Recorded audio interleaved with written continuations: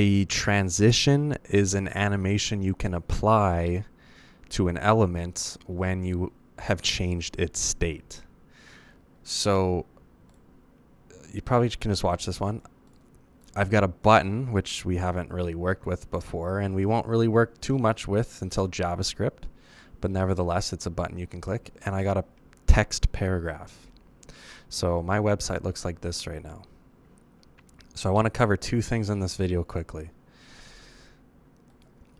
The only way we've really changed the state of an element so far without JavaScript is by using the lovely hover style. So I can change the state of my button using this hover styling.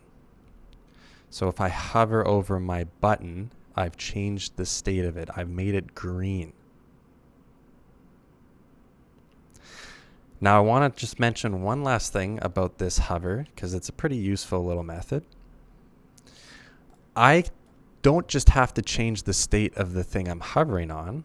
What if I want to hover on this button and then change my paragraph element?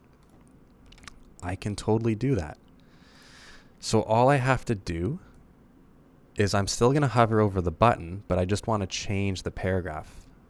So I'm going to use this grave key, which is the key right beside the number 1 on your keyboard. Shift that button.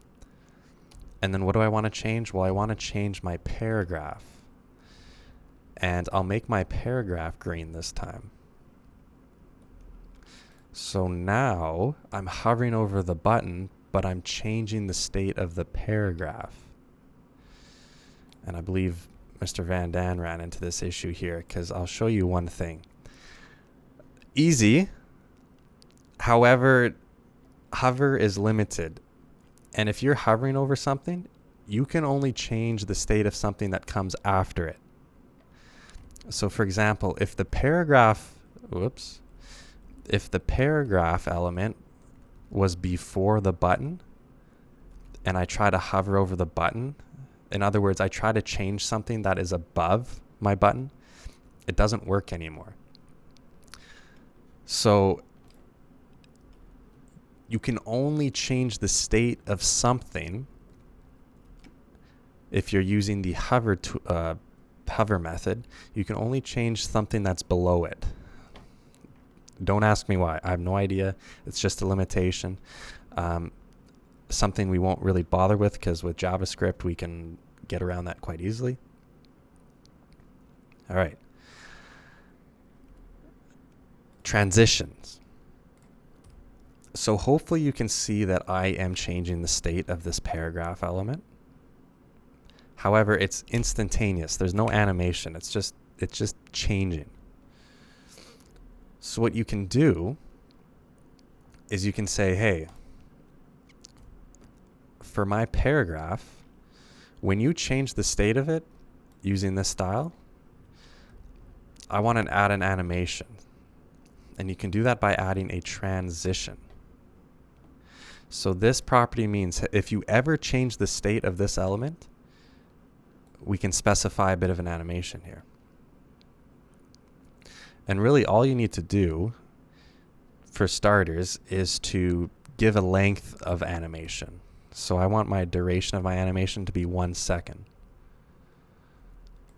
So this one line of code says if you ever change the state of this paragraph element, it's going to take 1 second for it to change. So here's where I change the state, and I'm saying, okay, make it take 1 second. Don't make it be instantaneous. So now when I do it, hopefully you can see that it kind of glows to become green. It's not instantaneous. It takes 1 second. What if I wanted to change some other things about this element? For example, I don't know, let's change font size. Let's make it really big. Oh, I think it is already 50. Let's make it even bigger. So when I hover over my paragraph element, I'm going to change the font size to 100. Well, if I do that,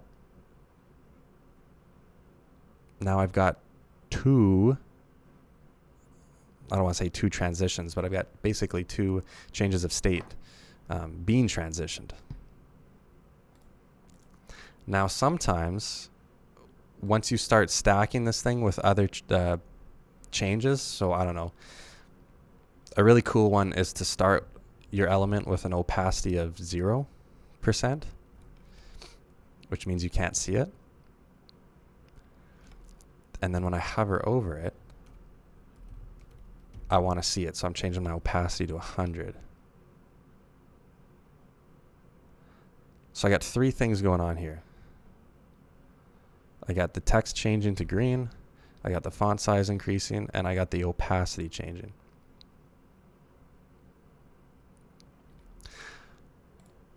Really, all we did was just add one line of code. You can add other parameters to this. So for example, we've talked about a linear animation where the animation plays at a consistent speed, where it's changing at a constant rate. By default, I believe it uses some type of Bezier curve where it kind of eases in, it kind of goes slow and fast and slow at the end. Not a big deal. And there's some other properties you can change about this, but I think this is pretty good. All right, cool.